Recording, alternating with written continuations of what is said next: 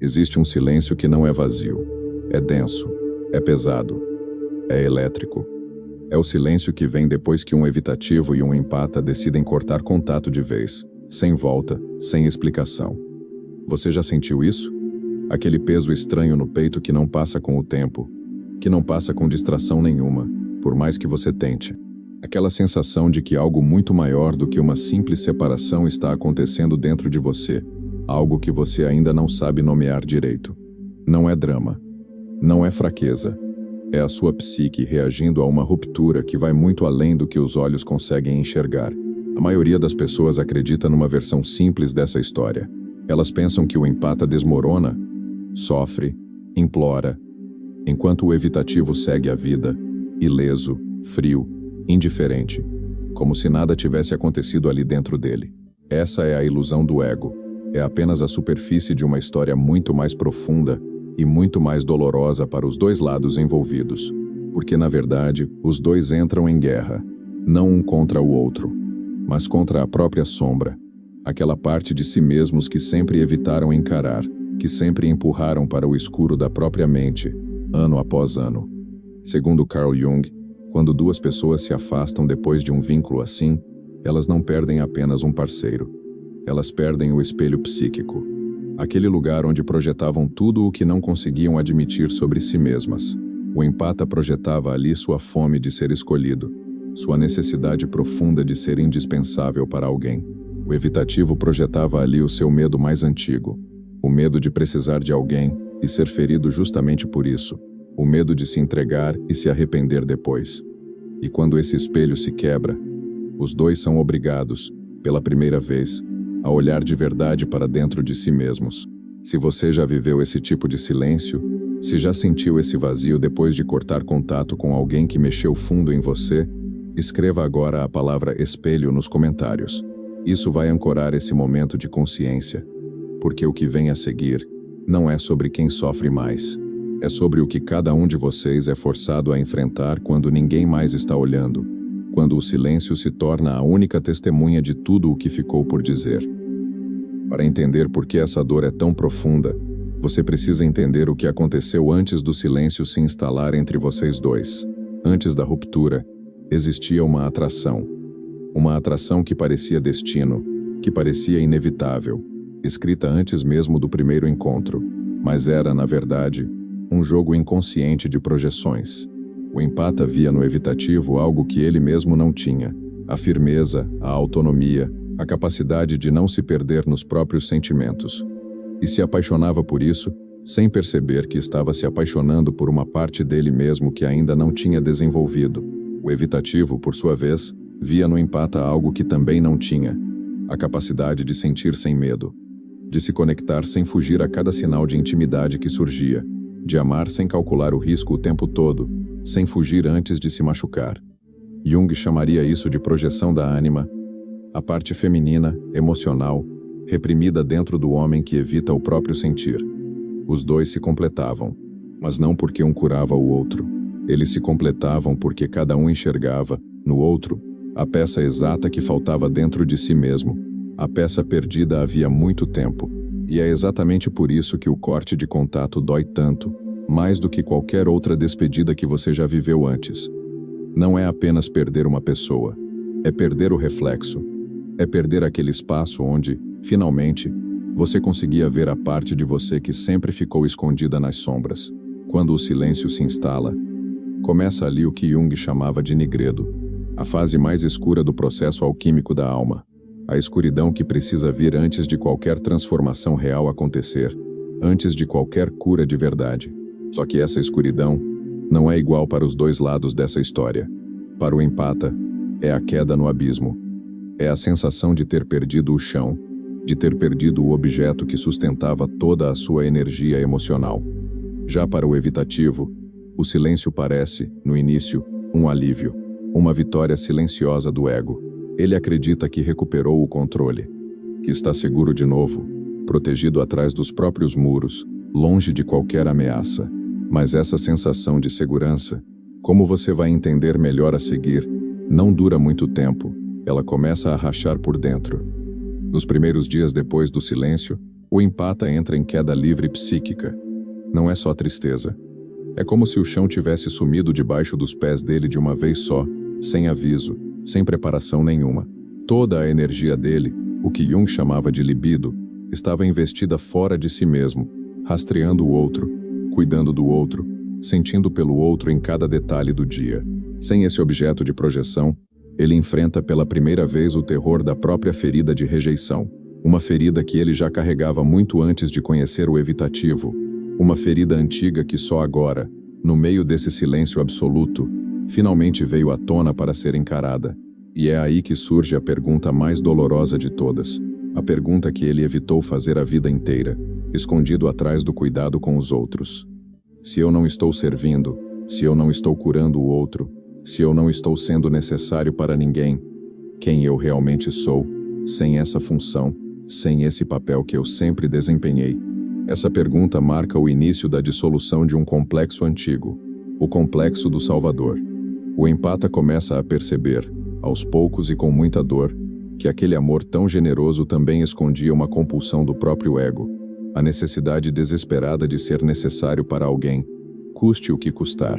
Enquanto isso, do outro lado do silêncio, o evitativo vive algo completamente diferente nesses primeiros dias. Ele sente um alívio temporário, quase uma vitória silenciosa. A persona da autossuficiência se fortalece dentro dele a cada hora que passa sem contato. Ele preenche cada minuto do dia com hiperatividade, com trabalho, com metas, com qualquer coisa que evite que o material do inconsciente comece a emergir e finalmente o alcance. Ele acredita, de verdade, que está bem, que superou, que nunca precisou tanto assim de outra pessoa para se sentir inteiro, completo, em paz. Mas o inconsciente não negocia com a persona, e muito menos com o tempo. Ele espera, paciente, silencioso, inevitável. E é exatamente nesse ponto que a história dos dois começa a se inverter de um jeito que ninguém esperava. Um jeito que revela quem realmente estava mais preso ao vínculo o tempo todo, escondido atrás de uma máscara de força que já começava a rachar por dentro. Nas semanas seguintes, algo muda de forma sutil, mas irreversível, dentro dos dois, mesmo que nenhum deles perceba isso claramente ainda. O silêncio do evitativo começa a ganhar textura. Não é mais aquele vazio confortável dos primeiros dias, aquele alívio que parecia definitivo. Agora ele carrega peso, carrega ruído, carrega uma inquietação que não tinha explicação lógica nenhuma. O inconsciente reprimido começa a vazar, aos poucos, através de irritabilidade sem motivo aparente, através de noites mal dormidas, através de um vazio que nenhuma quantidade de trabalho consegue preencher por completo, por mais que ele tente, por mais que ele se force a acreditar que está tudo bem. Ele começa a se perguntar por que está tão nervoso com coisas pequenas, por que está tão distante das pessoas ao redor, por que sente essa sensação estranha de estar faltando alguma coisa importante, mesmo cercado de gente o tempo inteiro. Ele não sabe ainda, mas essa é a sombra tentando furar a persona. É o material reprimido exigindo espaço, exigindo ser visto, depois de anos sendo empurrado para baixo do tapete psíquico, escondido atrás de uma rotina perfeitamente controlada, cuidadosamente construída para não deixar nada escapar. Enquanto isso, o empata entra em um território completamente novo, um território que ele nunca teve coragem de visitar antes. Ele começa, pela primeira vez, a morte do ego. Não é uma morte literal. É a morte daquela versão dele que só existia em função do outro, que só se sentia real quando estava cuidando de alguém, quando estava sendo útil, indispensável, presente. É doloroso, mas também é revelador. No meio dessa dor, ele começa a ouvir algo que nunca tinha escutado antes com clareza. A própria voz psíquica, aquela voz interior que sempre foi abafada pelo barulho de cuidar de alguém. Essa voz não fala palavras bonitas. Ela fala verdades desconfortáveis, verdades que ele evitou o quanto pôde. Ela pergunta por que ele sempre escolheu parceiros que precisavam ser salvos, parceiros feridos, parceiros distantes.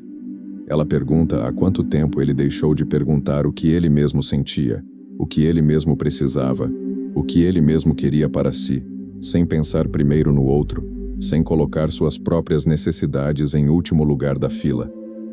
Depois de algumas semanas nesse silêncio, o evitativo entra em uma fase perigosa, talvez a mais perigosa de todas. Uma fase que Jung chamaria de projeção idealizada. A memória, sozinha, começa a fazer um trabalho estranho dentro dele, quase sem que ele perceba. Ela apaga os defeitos. Ela apaga as brigas, os silêncios frios depois das discussões. Ela apaga os momentos difíceis, os silêncios ruins, as cobranças, tudo o que um dia pesou. E começa a reconstruir o empata como uma figura quase perfeita, quase mítica, como se aquele vínculo fosse a única coisa boa que ele já teve na vida inteira, a única pessoa que realmente o entendeu. Isso não é amor verdadeiro voltando à tona, por mais que pareça isso à primeira vista. É a mente ativando o que Jung chamava de imagem arquetípica do parceiro ideal, uma projeção antiga, primitiva, que existe dentro de todos nós, esperando apenas um rosto para se encaixar nela, para lhe dar forma e sentido. E naquele momento de vazio, naquele momento de solidão mais profunda, o rosto que se encaixa perfeitamente é o rosto de quem se foi, mesmo que esse rosto nunca tenha sido tão perfeito quanto a memória insiste em mostrar agora, distorcendo tudo, apagando cada sinal de alerta que existiu antes. É nesse ponto exato que o ego do evitativo tenta aliviar o próprio desconforto da forma mais simples possível, enviando uma mensagem, algo pequeno, algo aparentemente inofensivo, quase sem importância, quase invisível aos olhos de fora. Oi, como você está? Vi isso e lembrei de você. Ele convence a si mesmo de que é só educação, só curiosidade, só uma checagem rápida entre duas pessoas civilizadas, sem nenhum peso emocional por trás disso. Mas por trás dessa mensagem, existe uma tentativa clara de restaurar a antiga dinâmica de projeção, sem nunca ter feito o trabalho real de integrar a própria sombra. Essa é a armadilha do fantasma, a armadilha mais sedutora de todo esse processo, porque reatar por impulso, nesse momento exato, não é reconciliação, é recaída, é voltar para o mesmo padrão, com a mesma ferida aberta, só que agora disfarçada de nostalgia, disfarçada de saudade, disfarçada de uma segunda chance que talvez nunca tenha sido real, apenas o eco de um fantasma bem vestido. Chega então o verdadeiro ponto de virada dessa história inteira, o momento que separa quem repete o padrão de quem finalmente rompe com ele. Jung chamava isso de enantiodromia, a lei psíquica antiga onde tudo o que é levado ao extremo acaba, cedo ou tarde, se transformando no seu oposto. Ceder ao impulso de reatar, nesse momento exato, sem nenhum trabalho interno feito, é cair de novo na repetição do mesmo complexo, do mesmo ciclo, da mesma dor disfarçada de amor. Mas resistir a esse impulso, mesmo doendo, usar o silêncio para olhar para dentro, é o início de outro caminho completamente diferente, o caminho da individuação. Individuação não é um conceito abstrato distante da vida real, como muitos livros fazem parecer. É o processo doloroso e necessário de se tornar quem você realmente é, e não quem você aprendeu a ser, com o tempo, para sobreviver emocionalmente dentro da sua própria família. Para o evitativo, isso significa parar de fugir do próprio sentimento. Significa sentar com o desconforto de precisar de alguém, sem sair correndo, sem se anestesiar com trabalho, sem apagar o incômodo com distrações fáceis, sem fugir para o próximo relacionamento antes da hora. Para o empata, individuação significa algo diferente, mas igualmente difícil de aceitar. Significa parar de se doar até desaparecer. Significa aprender que existir, sozinho, sem cuidar de ninguém, sem servir a absolutamente ninguém, também é suficiente. Que ele não precisa ganhar o próprio valor através do sacrifício constante, através da entrega até a exaustão. Essa lição é dura, talvez uma das mais duras de todas. Ela mexe com estruturas que foram construídas desde a infância, silenciosamente, sem que ninguém percebesse o custo real disso. E é justamente por isso que essa fase é tão decisiva. Porque não é o tempo que cura, como as pessoas costumam dizer sem pensar direito. É o que você faz com esse tempo, o uso que você faz dessa dor toda. É a escolha entre repetir o mesmo padrão com outra pessoa no futuro, com outro rosto, outro nome, mesma ferida, ou finalmente quebrar o ciclo que vem se repetindo há anos, talvez há gerações inteiras dentro da sua própria família, sem que ninguém nunca tivesse coragem de encarar isso de frente. Se você chegou até aqui, talvez esteja reconhecendo, em algum lugar dentro de você, pedaços dessa jornada inteira, pedaços da sua própria história. E existe uma escala emocional que quase todo mundo atravessa quando finalmente entende esse processo por inteiro. Ela começa com o choque da ilusão, aquele momento em que o ego percebe que estava vivendo dentro de um ciclo repetitivo, sem nem perceber. Depois vem o confronto com a sombra, o reconhecimento doloroso das próprias compulsões, das próprias projeções, dos próprios padrões escondidos há anos, talvez desde a infância. Em seguida chega a tensão dos opostos, aquele desconforto quase insuportável de ficar exatamente no meio do caminho, sem voltar para o antigo padrão, mas também sem saber ainda quem você é sem ele. É a fase mais instável de todas, a mais desconfortável, a que mais testa se você vai voltar atrás ou continuar em frente. Muita gente desiste exatamente aqui, porque a dor de transformar dói mais, no início, do que a dor de repetir o mesmo erro já conhecido, já familiar, já confortável de um jeito doentio. Mas quem resiste a esse momento, quem não foge do próprio desconforto, chega a algo raro, a compreensão arquetípica, o verdadeiro instante do eureka psíquico, aquele que muda tudo depois dele. É nesse ponto que tudo começa a fazer sentido. Você entende, finalmente, por que sempre atraiu o mesmo tipo de vínculo, o mesmo tipo de dor, disfarçado de rostos diferentes. Você entende por que a dor de agora não é sobre a outra pessoa, mas sobre uma ferida muito mais antiga, que essa pessoa apenas revelou, sem nunca ter sido a causa real dela, apenas o espelho que finalmente a trouxe à superfície. E é exatamente aí que começa a última etapa dessa jornada. A individuação, a integração do self, a cura de verdade. Não a cura de fachada. Essa cura não significa esquecer o que aconteceu, apagar a memória como se nada tivesse valor. Não significa fingir que a dor nunca existiu. Significa, sim, parar de repetir o mesmo roteiro emocional com rostos diferentes, ano após ano, relação após relação, sempre esperando um resultado diferente de uma mesma ferida nunca encarada de frente, nunca curada de verdade. E aqui está a lição mais crucial de tudo aquilo que Jung nos ensinou sobre esse tipo específico de vínculo. A ferida, no fundo, é exatamente a mesma nos dois lados dessa história, só que ela se expressa em direções completamente opostas. O empata carrega, dentro de si, uma crença silenciosa e antiga: só sou digno de amor se eu me doar até me anular por completo. Já o evitativo carrega outra crença, igualmente antiga, igualmente dolorosa: só estou seguro se eu mantiver todos a uma distância controlada, sem deixar ninguém chegar perto demais, perto o suficiente para machucar de verdade. Duas feridas diferentes na aparência, na forma como se manifestam no dia a dia, mas na essência, a mesma origem, o medo profundo de não ser suficiente exatamente como se é, sem precisar provar nada, sem precisar performar nada, sem precisar se anular ou se blindar para merecer companhia. É por isso que esses dois tipos se atraem tanto. Cada um enxerga no outro aquilo que falta dentro de si mesmo. E é também por isso que a separação dói de um jeito tão particular, tão profundo, tão difícil de explicar em palavras para quem nunca viveu algo parecido na própria pele. Contato zero, quando entendido de verdade, não é um jogo tático. Não é uma estratégia para fazer o outro sentir sua falta, para provocar ciúmes, para reconquistar alguém através do silêncio calculado, através de uma ausência bem planejada. Ele é, na verdade, o que os alquimistas antigos chamavam de vaso hermeticum, o recipiente alquímico. O espaço fechado, intenso, onde a dor da separação força o indivíduo a fazer algo que ele nunca teve coragem real de fazer antes, retirar as próprias projeções, confrontar a própria sombra sem mais desviar o olhar, e finalmente começar o verdadeiro processo de tornar-se inteiro. Se essa jornada fez sentido para você, se você reconheceu, em algum momento, pedaços da sua própria história nesse espelho, deixe aqui embaixo, nos comentários, a palavra espelho mais uma vez. E lembre-se sempre disso. Guarde essa frase com você.